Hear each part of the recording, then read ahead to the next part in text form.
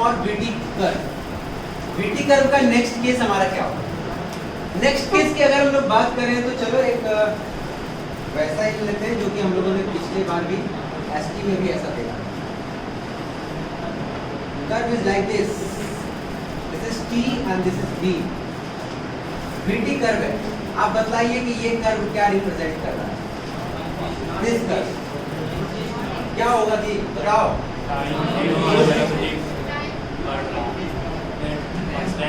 सीधा यहाँ से बोल सकते हैं क्या चीज कि स्लोप यहाँ पर क्या होगा सर, बोलिए अनडिफाइंड, है ना। इसीलिए बोल सकते हैं यहाँ पर क्या चीज, बोलो this curve does not exist.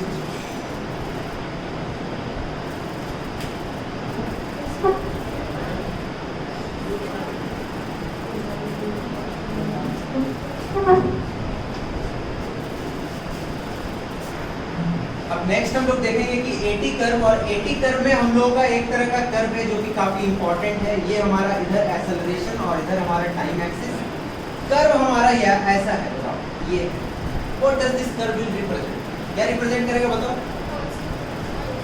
क्या चीज? कांस्टेंट एक्सेलरेशन, मतलब कि टाइम चेंज हो रहा है but acceleration is what? Constant. हम लोग यहाँ पे ये कह सकते हैं कि सर एक्सेलरेशन हमारा कांस्टेंट है, एक्सेलरेशन इज कांस्टेंट।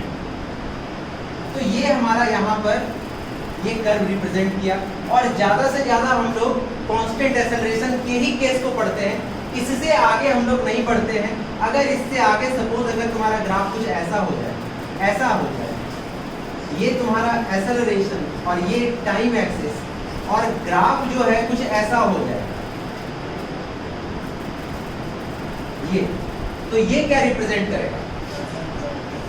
मतलब यहाँ पे हमारा जो ये ग्राफ है जिसमें कि हमारा एक्सेलरेशन चेंज हो रहा है, तो हम लोग ये कह सकते हैं कि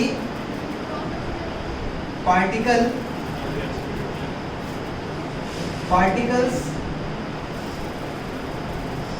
एक्सेलरेशन गोज ऑन, क्या बोलो, increasing. Particles acceleration goes on increasing. इसका एक्सेलरेशन क्या होता जा रहा है? इंक्रीज कर रहा है, बट विथ कांस्टेंट रेट, बस इसके बारे में ये बोल सकते हैं। और ये दैट इज, इसके बारे में ये भी बोल सकते हो कि कांस्टेंट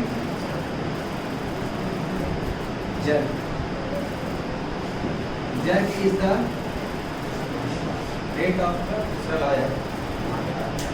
तो बोलो कि ये क्या होता है? कांस्टेंट jerk मतलब rate of change of acceleration with respect to time. ठीक है, जिस तरह से rate of change of velocity with respect to time is acceleration, और rate of change of displacement with respect to time is velocity, उसी तरह से rate of change of acceleration with respect to time is called as jerk. हमारे syllabus में नहीं है, आगे पढ़ना है, लेकिन हम लोग यहाँ पर इसके बारे में थोड़ा बहुत जान लिए कि हाँ कांस्टेंट जर्क का मतलब कि जब एक्सेलरेशन में चेंजिंग आने लगे। एक्सेलरेशन में चेंजिंग मतलब क्या sir? If the acceleration is the equation of acceleration is like this 3t, बताओ t से t का वैल्यू अलग अलग तो a का वैल्यू भी अलग अलग, बोलो हाँ है ना। टाइम इंक्रीज कर रहा है, एक्सेलरेशन भी इंक्रीज कर रहा है। अब अगर बात करते हैं यहाँ पर a is equal to 5t² minus 7t, ये क्या हो गया? यहाँ भी एक्सेलरेशन हमारा क्या होगा? टाइम के रिस्पेक्ट में चेंज करेगा, बोलो हाँ या ना। बट इसमें हमारा कांस्टेंट रेट से चेंज करेगा, ये हमारा कांस्टेंट रेट से चेंज नहीं करेगा। इसका ग्राफ ऐसा हो पॉसिबल है, बट इसका ग्राफ ऐसा नहीं हो सकता, क्योंकि यहाँ पर इक्वेशन हमारा क्या दिख रहा है? डिग्री 2, यानी कि एक कर्व जैसा इक्वेशन हो जाएगा। आ रही है बात समझ में? ठीक है, तो यहाँ पे हम लोग ऐसे ही कहते हैं कि एक्सेलरेशन में जनरली एक तरह के ग्राफ का ज्यादातर जरूरत है, और वो ये है क्योंकि कांस्टेंट एक्सेलरेशन तक ही हम लोग पढ़ाई करते हैं। एक्चुअली ऐसा क्यों? वेरिएबल भी पढ़ते हैं, सवाल जब बनाएंगे तो वेरिएबल एक्सेलरेशन पर भी बनाएंगे, बट अभी तक जो आप लोग पढ़े हैं क्लास 9th में जो पढ़े हुए होंगे v = u + at, s = ut + ½ at², z v square minus u square equal to 2as। ये इक्वेशन ऑफ मोशन वाला फॉर्मूला पढ़ा था तुम लोग? अच्छा, ये सारा का सारा इक्वेशन ऑफ मोशन वैलिड कब होता था? कांस्टेंट एक्सेलरेशन में। यहाँ पे हमारा जो v equal to u plus 80 है, जैसे हमारा v equal to u plus 80 अगर कहते हैं तो यहाँ पर a हमारा क्या होना चाहिए भाई? कांस्टेंट होना चाहिए, यानी कि एक्सेलरेशन कांस्टेंट रहेगा तभी ये सब इक्वेशन वैलिड है, अदरवाइज ये वैलिड नहीं है। तो ये चीज हम लोग पढ़ते थे, इसीलिए बोलते हैं कि कांस्टेंट एक्सेलरेशन तक हम लोगों का जनरली इसका जरूरत पड़ता है। जब वेरिएबल होने लग जाता है तो उस जगह से हमारा इक्वेशन, इंटीग्रेशन, डिफरेंशिएशन यही सब ज्यादा काम में आता है। हम लोगों का कर्व का ज्यादा यूज नहीं है, हाँ वहां भी है बट ज्यादा कुछ यूज नहीं है। आगे अगर क्वेश्चन इसके ऊपर आएगा तो उसको भी हम लोग डील करेंगे, उस पर कोई बड़ी बात नहीं है। अब ये हो गया हम लोगों का एडी कर्व, ड्रॉ कर लिया होंगे, कर लिए।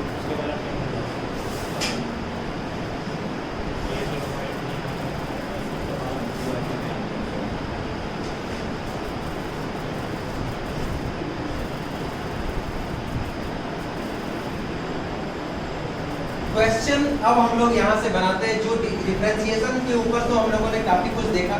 डिफरेंशिएशन का जो मीनिंग होता है इक्वेशन में, कर्व में, वो मीनिंग कौन बताता है? स्लोप। स्लोप का मीनिंग और डिफरेंशिएशन का मीनिंग क्या है? सेम है। ठीक उसी तरीके से अगर हम लोग देखें तो इंटीग्रेशन और एरिया का मीनिंग सेम है। ये चीज भी हम लोगों ने पिछले क्लास में देखा था, हाँ या ना? डेफिनेट इंटीग्रेशन और एरिया का मीनिंग बिल्कुल सेम था। तो यहाँ से अगर सपोज दैट हमसे ये पूछा गया क्वेश्चन में, अब ये बोल दिया कि यू आर गिवन कर्व, एक कर्व आपको दिया गया है लाइक दिस।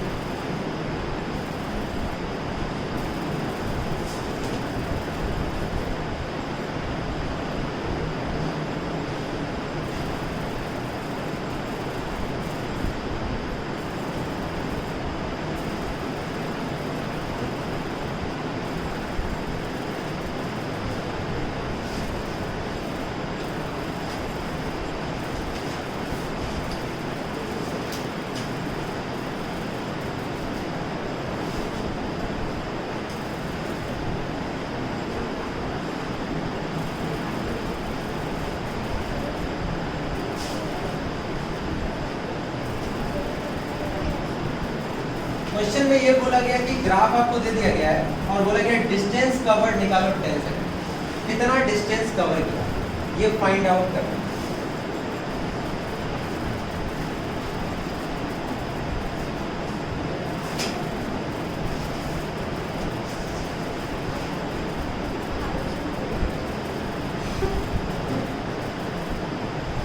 बन गया? बन गया होगा?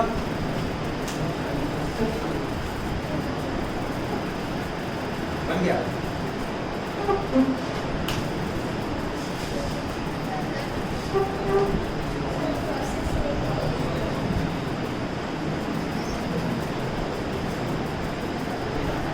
अब यहाँ ग्राफ को हमको कैसे सोचना है उसके बारे में देखो सारे बच्चों का इधर होना चाहिए कंसंट्रेशन कि ये हमारा 10 सेकेंड है, ये हमारा 5 सेकेंड है, ये हमारा 0 सेकेंड है।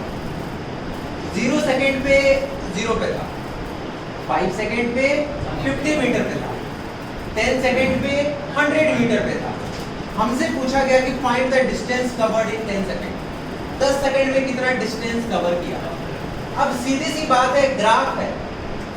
ग्राफ है किस चीज का? VT का। और हमको पूछा गया डिस्टेंस, तो हम लोग को पता है कि ग्राफ में अगर VT का ग्राफ है और चाहिए डिस्टेंस, तो हम लोगों ने क्या सीखा हुआ है? एरिया कैलकुलेट करना है, हाँ या ना? हम लोगों ने ये सीखा है ना कि area under the curve, area under the curve, area under the VT curve.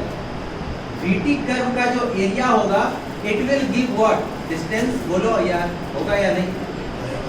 बोलो। तो एरिया अंडर VT कर्व अगर हमारा डिस्टेंस होगा तो हमको 10 सेकेंड तक ये जो कर्व एरिया बनाया। अब कंफ्यूजन यहाँ पर अपने अंदर नहीं रखना है। एरिया कौन सा एरिया सर? कोई भी ग्राफ के अंदर जब भी ये एरिया की बात होगी ना, तो वो ग्राफ हॉरिजॉन्टल एक्सिस के साथ जितना रीजन बाउंड कर रहा होगा, जितना रीजन को घेर रहा होगा, that region is termed as the area. तो यहाँ पर एक बात बताओ, ये वाला लाइन और इस वाले लाइन के बीच में क्या यही वाला एरिया है? अरे बोलो यार, आ रही है बात समझ में? अगर ये हमको मालूम है सर कि यहाँ पर ये एरिया है, तो इस एरिया को अगर आप ध्यान से देखें सर, तो आपको यहाँ पर एक ट्राइंगल नजर आएगा, ए बी एंड सी। यानी कि हम ये कह सकते हैं कि area of triangle, area of triangle क्या चीज बोलो? A B C is equal to distance. बोलो यार। तो यहाँ से अब जो है ABC को कैसे निकालेंगे? इसका एरिया, इसका एरिया निकालने के लिए can you see that this one is the right angle triangle? Yes और no? Yes sir. If this is a right angle triangle then obvious सी बात है भाई, एरिया क्या हो जाएगा इसका? Half into base into height. बोलो यस और नो? तो this one will be the distance. Half into base into height को सॉल्व कीजिए। हाफ इनटू बेस का वैल्यू कितना है आपका? बोलो यार कितना है? 10। बेस का वैल्यू है 10। हाइट कितना है बोलो? 100। तो इसको सॉल्व करेंगे तो कितना होगा? तो ये हो गया हम लोगों का क्या चीज बोलो? So distance is equal to distance travelled is equal to 500 metre.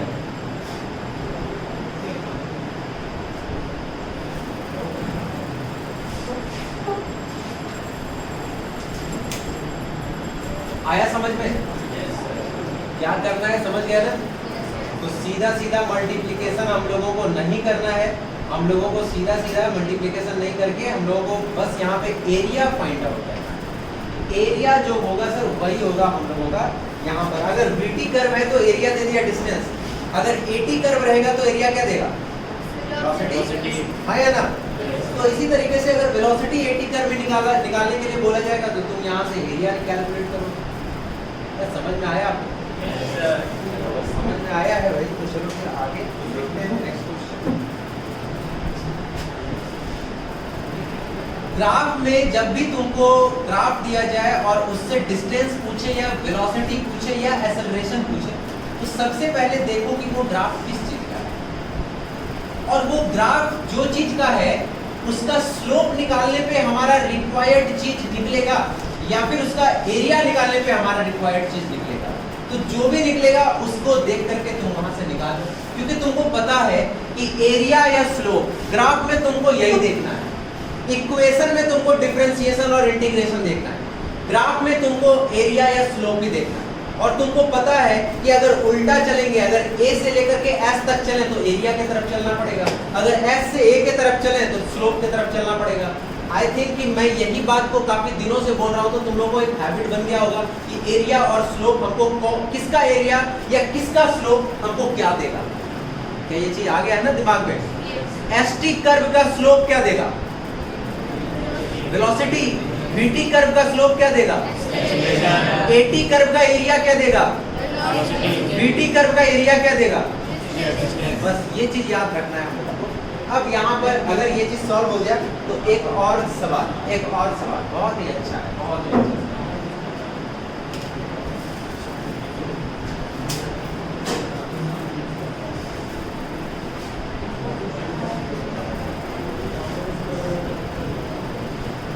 The graphical approach is much important for learning the physics. So graph आपका अच्छा होना चाहिए, समझदारी अंडरस्टैंडिंग आपका अच्छा होना चाहिए graph. Sir this one is क्या चीज? सर VT है। Alright, okay, the graph is like this.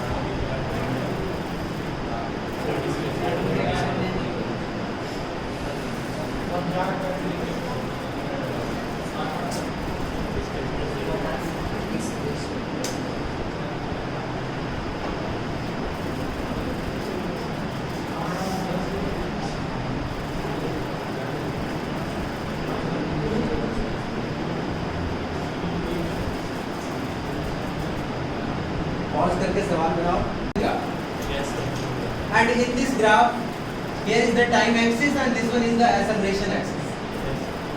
और इसमें तुमको ये बोला गया कि 0 से 10 सेकंड तक इसका जो एक्सेलरेशन था वो 5 मीटर पर सेकंड स्क्वायर था। सारे बच्चे लोग ध्यान से सुनो, उसके बाद देखते हैं। 0 से 10 सेकंड तक इसका एक्सेलरेशन 5 मीटर पर सेकंड स्क्वायर था।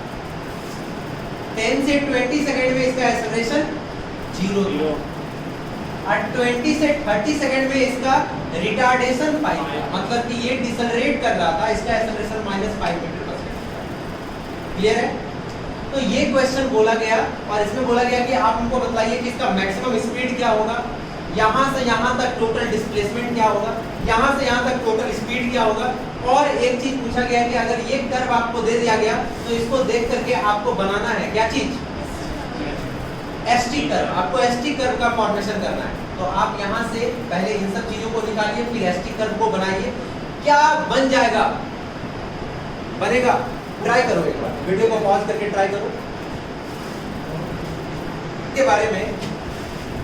तो डिस्टेंस बहुत आसान है sir, nothing to worry about. Distance ये प्लस ये तीनों का हो जाएगा। तो सीधा हम लोग ऐसा करते हैं ना कि हाफ इंटू क्या चीज, सबका एरिया निकालना है तो क्या होता है, सम ऑफ द पैरेलल साइड्स। अरे बोलो यार, तो सम ऑफ द पैरेलल साइड्स मतलब ये वाला साइड कितना 10 और 30 कितना 40 इंटू बोल क्या 50। तो इसको कैंसिल कर, इससे कितना हो जाएगा 25। तो 25 4 जा 100 यानी कि ये 1000 मीटर आ गया। This is what distance. चलो जो आसान है बिल्कुल। अब डिस्टेंस के बाद बात आती है कि मैक्सिमम स्पीड क्या है। मैक्सिमम स्पीड हमारा जो है यहाँ पर कितने के बराबर। तो मैक्सिमम स्पीड देखो ग्राफ में, ग्राफ को अगर तुम देखोगे तो तुमको यहाँ पे दिखाई दे रहा होगा कि इस ग्राफ में हमारा मैक्सिमम कहाँ पर, यही वाला पॉइंट है मैक्सिमम, यही वाला लाइन है मैक्सिमम। तो ये कहाँ पर है 50 मीटर पर सेकंड, ये सुनो। तो सीधा सीधा कह सकते हैं कि सर 50 मीटर पर सेकंड ग्राफ से ऐसा दिख रहा है। अरे बोलो यार, मतलब सोचो सिचुएशन क्या रहा होगा, सुनना ध्यान। सिचुएशन ये रहा सर कि एक कार है जो कि स्टार्ट हुआ 0 से, बिल्कुल एकदम 0 से स्टार्ट हुआ, एक्सेलरेट करना शुरू किया। सर कितने से एक्सेलरेट किया, 5 मीटर पर सेकंड स्क्वायर से एक्सेलरेट करना शुरू किया। एक्सेलरेशन आया और उसका स्पीड जो है 0 से बढ़ करके क्या हो गया बोलो 50, यानी कि वो 50 मीटर पर सेकंड तक पहुंचा। मतलब कि वो 0 से पहुंचा कहां तक, 50 तक। 0 से चला पहुंचा 50 तक। अब उसके बाद एक्सेलरेशन हो गया क्या 0, मतलब 50 से ही वो चलने लगा। मतलब बाइक तुम चलाते हो तो एक्सेलरेटर ऐसे देते हो जब, तो क्या होता है, स्पीड होता है ना, स्पीड बढ़ता है या घटता है, ठीक है ना। तो हम लोग क्या देखते हैं कि वो एक्सेलरेटर नहीं देना है, अब 50 तक गया, उसके बाद कांस्टेंट रख दिया, मतलब अब कांस्टेंट से चल रहा है 10 सेकंड तक। अब उसके बाद डाउन कर दिया, ठीक है।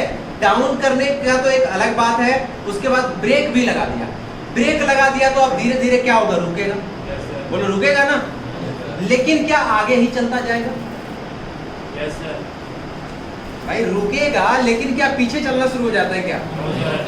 कोई कार अगर चल रहा है, कार पे ब्रेक लगाते ही क्या पीछे चलना शुरू हो जाता है? ऐसा नहीं, आगे ही जाता है, धीरे धीरे जाकर के रुक जाता है, लेकिन ज्यादा तो आगे ही है, बोलो यार। तो यहाँ पर ये अब घटना शुरू हुआ, कब तक घटता रहा, जब तक उसका वेलोसिटी क्या नहीं हो गया, 0 नहीं हो गया।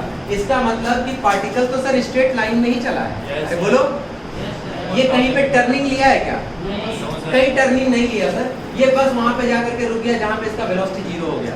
चलो ठीक है, तो अब हम लोगों को डिस्टेंस और डिस्प्लेसमेंट की बात पूछी गई। तो यहाँ पे डिस्प्लेसमेंट बताओ, डिस्प्लेसमेंट हमारा क्या हो जाएगा? डिस्प्लेसमेंट की अगर बात करें, यहाँ से ये स्टार्ट किया, चलना शुरू किया, ये इस जगह पर जाकर के रुक गया। कोई अगर बिल्कुल स्ट्रेट लाइन में चला हो तो वहां पर डिस्टेंस और डिस्प्लेसमेंट उसका क्या होता है, सेम हो जाता है। डिस्टेंस इसका जितना होगा डिस्प्लेसमेंट भी उतना ही हो जाएगा, जितना ये चला यहाँ से। अब देखो, अब इसका पहले ग्राफ बना लेते हैं, कौन सा, एसटी कर्व। एसटी कर्व में अगर देखें तो ये अगर हमारा वेलोसिटी टाइम कर्व में ऐसा वाला लाइन है, क्या रिप्रेजेंट कर रहा है, कांस्टेंट एक्सेलरेशन। और हमारा एसटी कर्व में कांस्टेंट एक्सेलरेशन को कैसे दिखाया जाता है, ऐसे दिखाया जाता है, ऐसे, बोलो यस और नो। ये कांस्टेंट एक्सेलरेशन हो गया। अब इसके बाद देखो क्या है कांस्टेंट वेलोसिटी। तो कांस्टेंट वेलोसिटी को कैसे दिखाया जाता है? ऐसे दिखाया जाता है। बोलो यस और नो? Yes sir. अब उसके बाद क्या है रिटार्डेशन। तो रिटार्डेशन को कैसे दिखाया जाता है? ऐसे दिखाया जाता है। Yes sir. तो यहाँ से ये हो गया हम लोगों का कर्व। इस जगह को, इस पॉइंट को हम लोग क्या बोलते हैं? 30 सेकेंड। और इसको क्या बोलेंगे हम लोग? 20 सेकेंड। इसको बोलेंगे 10 सेकेंड। ये होगा हमारा 0 सेकेंड। ठीक है, तो ऐसा हो गया कर्व। तो तुम देखो डिस्प्लेसमेंट, पार्टिकल यहाँ से चलना शुरू किया लेकिन यहाँ ऊपर तक पहुंचा, मतलब ये वाला इसका डिस्प्लेसमेंट होगा ना यार? बोलो हाँ या ना? कभी नीचे तो नहीं आया, इसीलिए जितना इसका डिस्टेंस उतना ही इसका डिस्प्लेसमेंट 1000 ही होगा हमारा डिस्प्लेसमेंट। अब यहाँ पर मैक्सिमम स्पीड हो गया, ये इसका ग्राफ हो गया, सब कुछ तुमको पता चल गया, कैलकुलेट कर लो। ठीक है, तो ये हमारा डिस्टेंस और डिस्प्लेसमेंट। जिन बच्चों का 1000 आया था शुरू से वो बिल्कुल सही था। ठीक है, क्योंकि देखो नेगेटिव एरिया में जब आएगा ग्राफ तभी उसको नेगेटिव करना है। कैसे सर? अगर ग्राफ तुम्हारा इधर आ जाता है, ऐसे ऐसे आ जाता है, ऐसे,